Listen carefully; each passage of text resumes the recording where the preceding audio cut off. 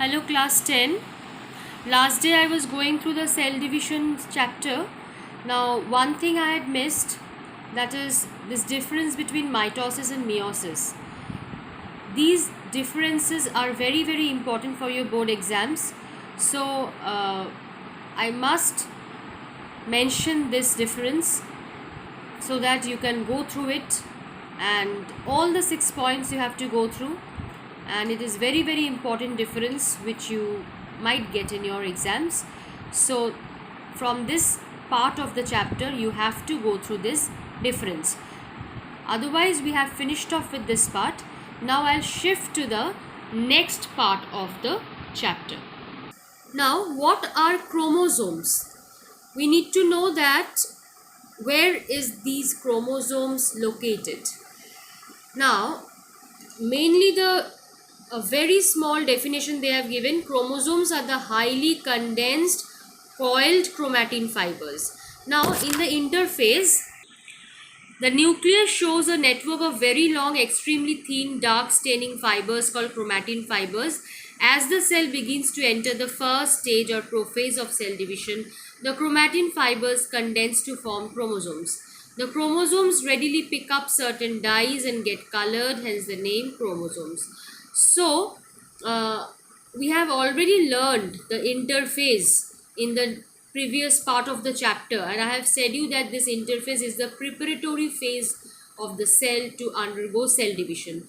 So definitely in the interphase we get chromatin fibers, which afterwards when it enters into the prophase stage they become very condensed and they are prominently visible, and we call them as chromosomes. Okay, now discovery of chromosomes, first discovered in 1882 by a German scientist, Walter Fleming. He noticed rapidly dividing cells of the larva of salamander. Okay, and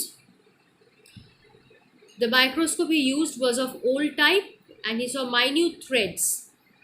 Fleming called their division mitosis. Clear? Now let us see. This is the magnified image of a chromosome, and as we can see, the centromeric part, which is joining the two chromatids, the two sister chromatids at some point along the length. We call that part as centromere. And it appears as a small constricted region. This serves to attach to the spindle fiber during the cell division. Right. After the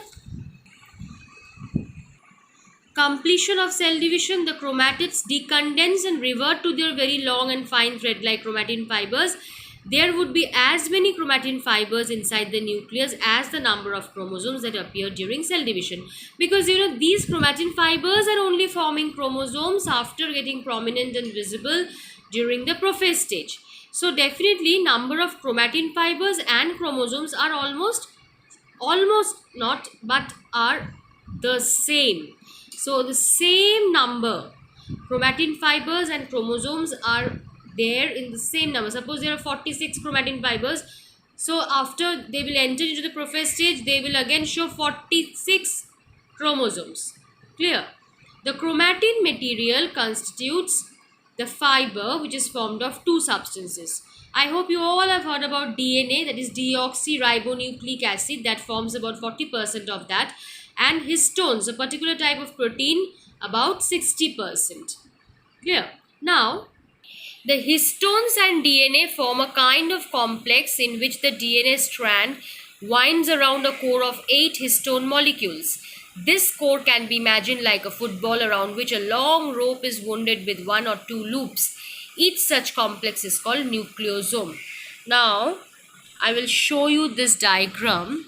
You see, these are the chromatids. Now, from here we have taken one small fiber, that is chromatin fiber, which has been coiled and supercoiled, and then ultimately it is forming the nucleosome. Now, nucleosome, you see, it surrounds a core of 8 histones, and the DNA is surrounding the core of 8 histones.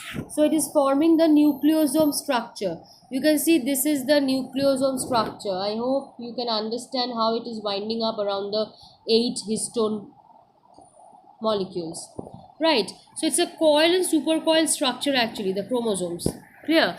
So you can get question, what do you mean by nucleosome? So then you have to explain this part. Okay. Now, what is the structure of DNA? The shape of the DNA molecule was studied by Rosalind Franklin in 1953, and the structure was finally worked out by Watson and Crick in the same year. You can see the right hand side diagram where you can see A, T, G, C, like these, the letters. Now, what are those? The DNA is a very large single molecule, and hence it is described as a macromolecule. It's a very large molecule, so it is known as macromolecule. Macro means large. It is composed of two complementary strands wounded around each other in a double helix. It's a helical structure, as you can see from the diagram. It's a helical structure. Okay, it's a double helix structure, and each single DNA strand is composed of repeating nucleotides, which are made up of three components: phosphate, sugar, that is we call it as